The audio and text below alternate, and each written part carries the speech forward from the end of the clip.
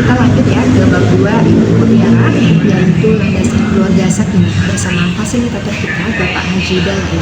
Kita akan belajar bagaimana membangun keluarga yang kokoh, damai, dan saling menguatkan. Yuk kita. Para calon pengantin, baiklah mari kita lanjutkan bagian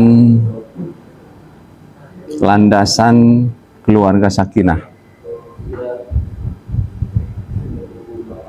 Bahwa dalam keluarga sakinah harus mempunyai landasan atau pijakan. Seperti halnya pesawat itu ada landasannya supaya bisa terbang.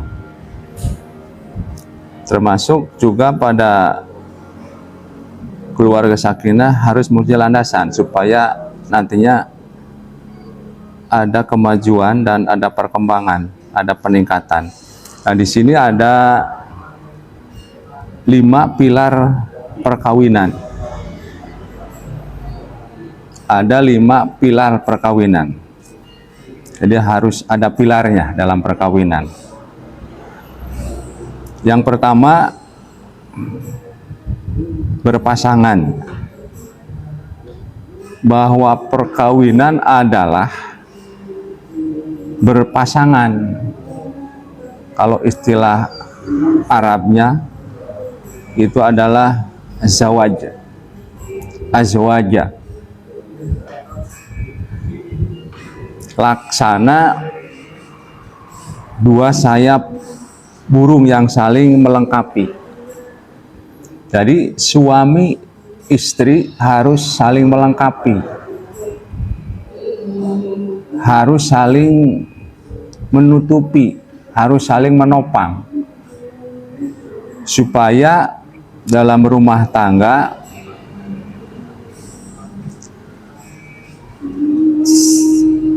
dalam melaksanakan rumah tangga ada peningkatan atau majulah. Seandainya sayap burung yang satu nggak bisa terbang, maka tidak akan bisa terbang tinggi. Artinya tidak seimbang. Makanya di sini antara suami dan istri perlu ada keseimbangan.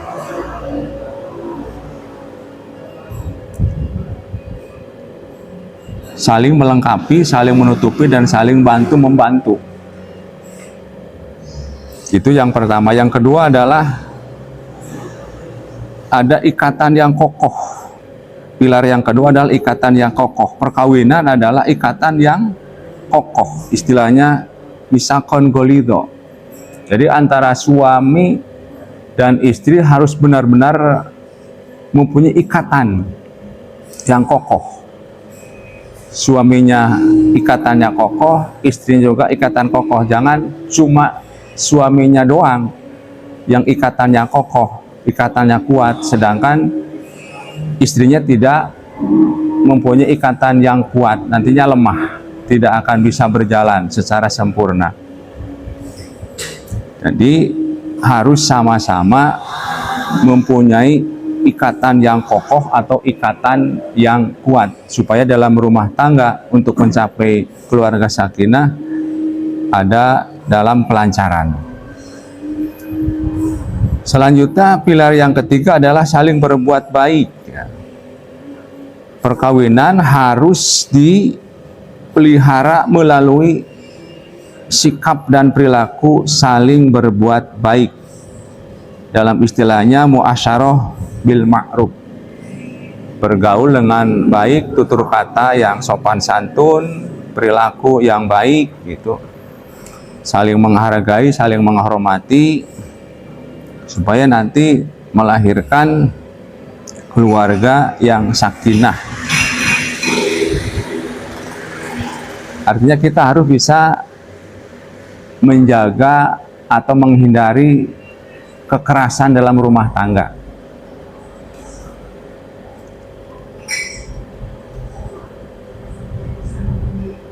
Terapkan sifat sopan santun ya, dalam bertutur kata, juga dalam berperilaku. Yang keempat, pilar yang keempat adalah musyawarah.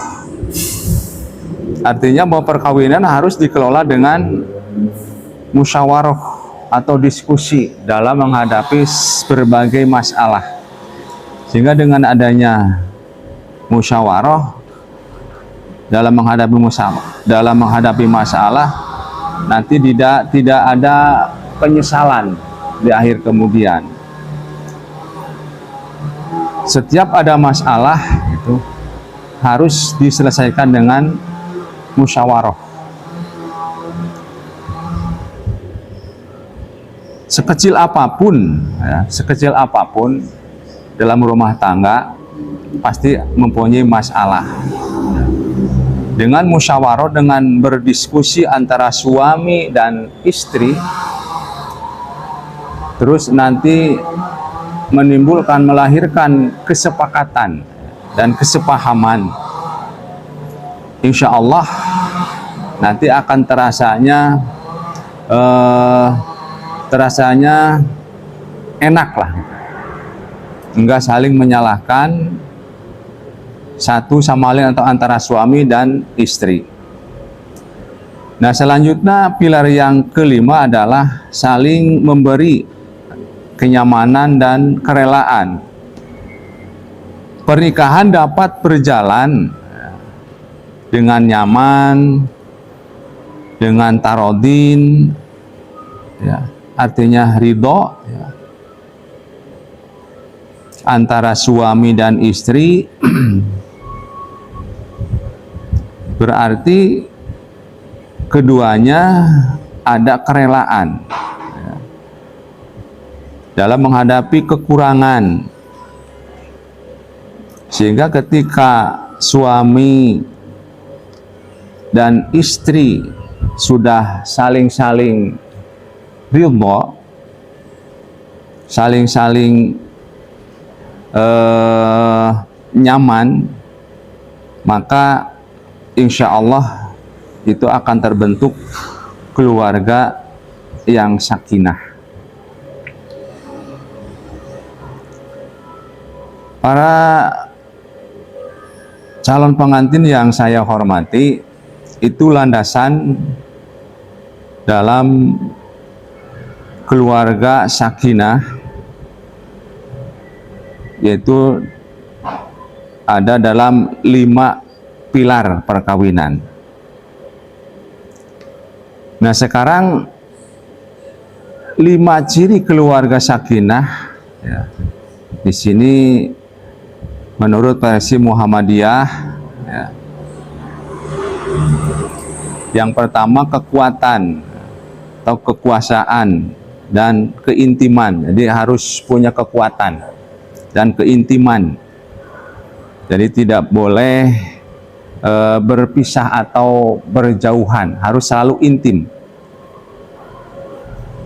harus selalu dekat dalam rumah tangga itu antara suami dan istri. Walaupun jauh, sekarang kan ada alat komunikasi, bisa dipakai alat komunikasi HP, sehingga terasa dekat. Yang selanjutnya kejujuran dan kebebasan berpendapat. Jadi kita harus memberi pendapat dan kita harus jujur dalam segala hal. Sebab kalau tidak jujur nanti jadi masalah dalam rumah tangga, atau istilahnya kalau sekarang selingkuh ya. Selingkuh dalam berbagai hal itu akan tidak ada kenyamanan dan tidak ada kepercayaan nantinya antara suami istri. Yang selanjutnya nomor 3 adalah kehangatan, kegembiraan dan humor. Dalam rumah tangga harus ada situasi yang hangat, kegembiraan ya, supaya tidak jenuh ya. Ada humor supaya bergembira, sukaria dalam membangun rumah tangga antara suami dan istri, nggak vakum. Terus yang keempat, keterampilan organisasi dan negosiasi. Ya, terus harus ada keterampilan dan negosiasi dalam membangun rumah tangga. Enggak istilahnya enggak diam terus kita, tapi harus punya keterampilan, ya, punya keinginan kreatif dalam membangun rumah tangga. Dan yang nomor kelima, sistem nilai. Kita harus punya nilai dalam rumah tangga, punya harga dalam rumah tangga. Selanjutnya, menurut Nahdlatul Ulama NU, jadi di sini ada kolaborasi antara Muhammadiyah dan NU.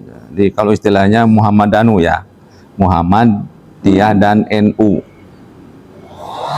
Di sini ada keluarga maslahah, 4 ciri keluarga maslahah. Yang pertama adalah suami dan istri yang soleh dan solehah. Jadi harus diawali oleh orang tua, oleh suami dan istri yang soleh dan solehah. Nanti yang keduanya akan melahirkan anak yang baik, yang abror. Terus setelah itu, yang ketiga itu dalam pergaulan. Itu sangat pengaruh sekali ya, dalam pergaulan harus memilih pergaulan yang baik. Dan yang keempat adalah berkecukupan rezeki. Itu juga jadi penunjang untuk berlangsungnya keluarga maslahah, yaitu cukup dalam rezekinya. Tidak usah banyak-banyak, tapi cukup. Dalam arti setiap kebutuhan, setiap keinginan kita itu tercukupi. Para peserta calon pengantin yang saya hormati, yang selanjutnya di sini ada bangunan keluarga sakinah. Jadi diibaratkan sebuah bangunan rumah ya, yang terdiri dari pilar, terus atap, terus pondasi. Nah, ini sangat erat sekali hubungannya dan untuk menjalin sebuah kekuatan, jadi saling menguatkan nantinya. 5 pilar dalam rumah ya, itu harus difungsikan, sebab rumah kalau tidak ada pilarnya itu kurang kekuatan. Artinya tiang yang untuk menopang kekuatan dinding supaya tidak jebol, supaya nanti dalam rumah tangga bisa menahan gangguan-gangguan ya, dari luar. Sudah diterangkan 5 pilarnya tadi di depan ya. Terus atap ya, ada atap. Itu artinya kemaslahatan untuk umum. Jadi dengan adanya atap, rumah itu jadi perlindungan, kemaslahatan untuk keluarga kita semua. Semua dilindungi ya, oleh atap.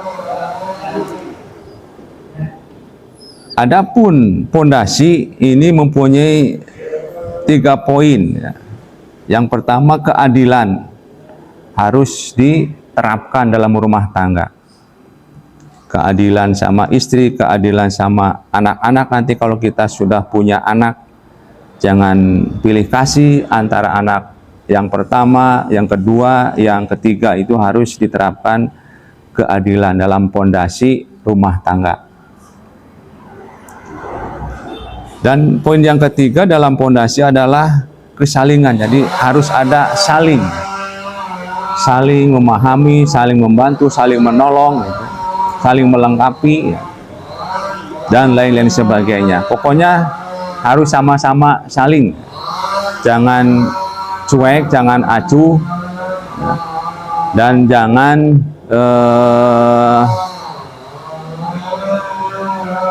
istilahnya jangan diam aja itu, tidak saling membantu. Dan selanjutnya pondasi poin ketiga adalah keseimbangan dalam rumah tangga, membentuk rumah tangga yang sakinah, ya, itu harus ada keseimbangan dalam berbagai bidang, ya. Jangan jomplang, ya. Kalau bahasa Sundanya jangan miring tapi harus seimbang, ya. Seperti halnya tadi disampaikan, ibarat dua sayap manuk harus seimbang supaya berjalan lancar. Nah, sehingga agar kehidupan rumah tangga, ya, tetap sehat, harmonis, ya, mampu menghadapi berbagai tantangan dan persoalan hidup yang saling berganti, maka harus memperkuat bangunan keluarga sakinah. Yang digambarkan nanti tadi ada pondasi, ya, ada pilar, dan ada atap rumah. Itu gambarannya seperti bangunan rumah. Kalau kita ingin supaya rumah tangga kita itu kuat, sehat, kokoh, itu tangguh dalam menghadapi berbagai cobaan dan ujian.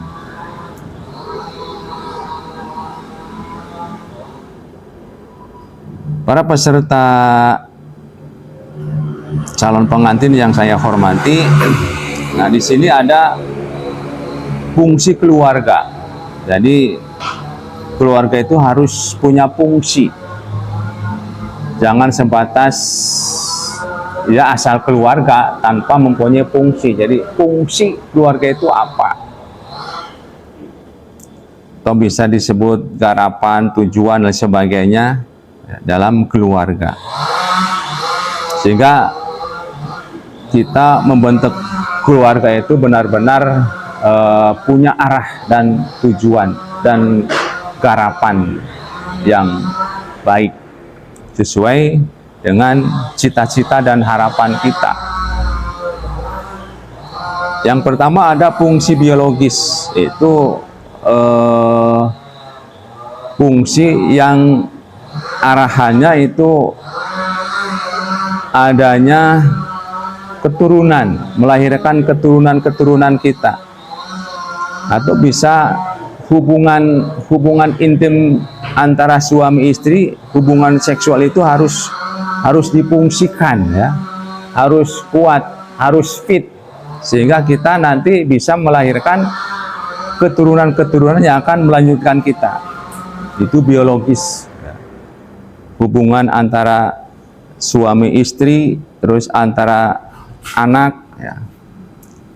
Terus fungsi edukatif, ini pendidikan usia dini, ya, bimbingan terhadap keluarga anak-anak kita yang harus diterapkan dari mulai kecil, diarahkan, dibimbing, dibina yang sebaik-baiknya. Sebab kalau sudah besar itu akan kesulitan mendidik, membimbing, membina keluarga kita. Terus fungsi religius, itu bimbingan agama, ya, nilai-nilai agama. Kita harus bisa mengajarkan ngaji terhadap anak-anak kita, mengajarkan sholat, mengajak ke masjid, mengajak pengajian. Itu bimbingan religius, fungsi religius dalam rumah tangga. Selanjutnya ada fungsi protektif, itu pelindungan, ya.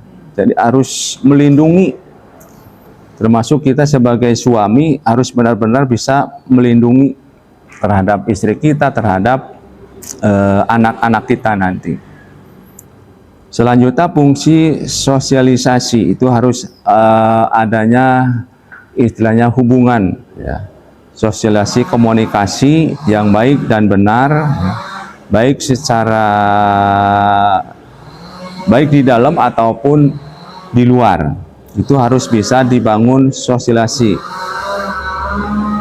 jangan tidak bersosialisasi.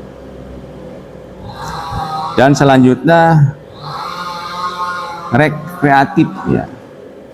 Harus dalam keluarga itu fungsinya harus berfungsi rekreatif. Jadi istilahnya mempunyai kreatif ya. Mempunyai keinginan dan mempunyai apa istilahnya, semangat kerja lah, bisa diartikan seperti itu. Terus fungsi yang selanjutnya adalah fungsi ekonomis, artinya dalam keluarga harus mempunyai ekonomi yang kuat, ekonomi yang mapan, supaya kita bisa membiayai dan kita tidak kebingungan untuk membiayai sebuah keluarga kita.